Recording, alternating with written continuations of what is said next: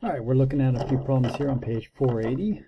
I'm reading the direction from the book here. I'm going to do number 1 and number 2. It says, each point is reflected across the line indicated.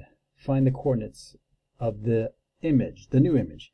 So for number 1, it says, reflect Q across the X is equal to 1. So really, I think the only hard part about this question is, where is X equal to 1? Is it a up and down line, or is it a left to right line? In this case, X is always 1, is 1 to the right. It is actually this line here. I don't know how well this is coming out in the video. It is this yellow line. And that would be the X is equal to 1. So here's your pre-image Q. And simply, if this is X is equal to 1, I'm 2 to the right, so I just move 1 to the left. And now when they want you to figure out the coordinates of Q prime, now remember, this is 0, 0, not here. Negative 1, negative 2. Negative 1, negative 2. Now that is when the line of reflection is X is negative 1. Moving on to number 2, we see reflect R across Y is equal to negative 1. This is one where it's going left to right. So I'm going to do this in pink. That's this line right here, where Y is down negative 1.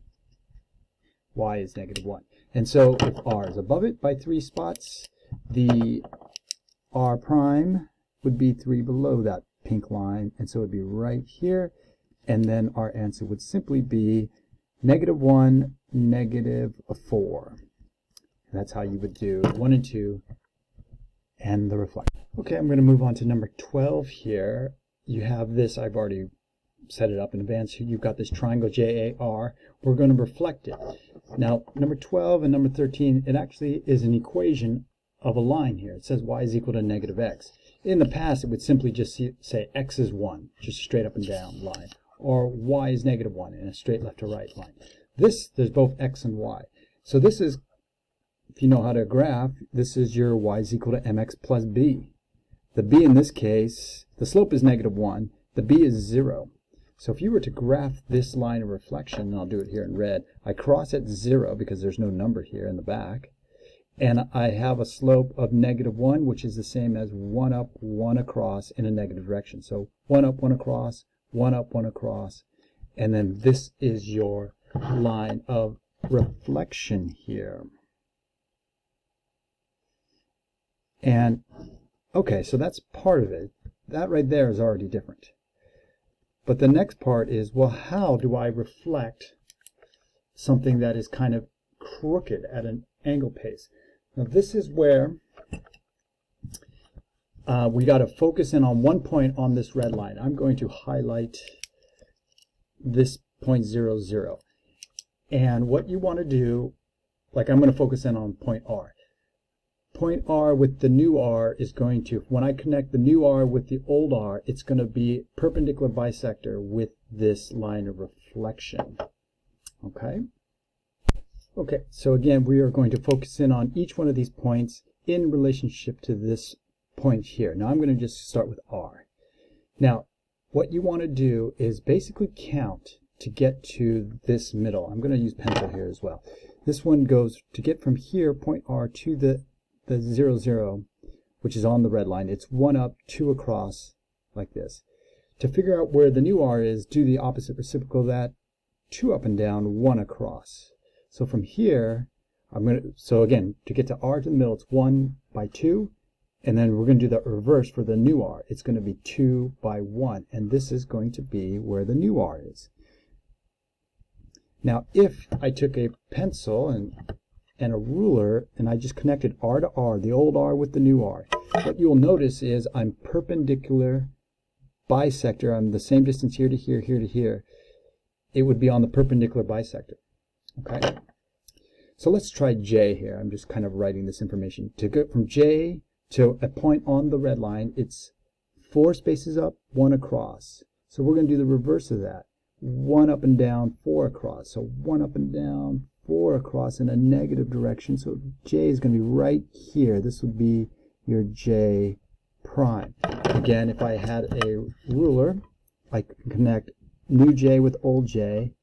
You'll start to notice that penciled line is perpendicular bisector. This distance is the same as this distance. Now, you don't have to do that with the pencil that I just drew, but I did that.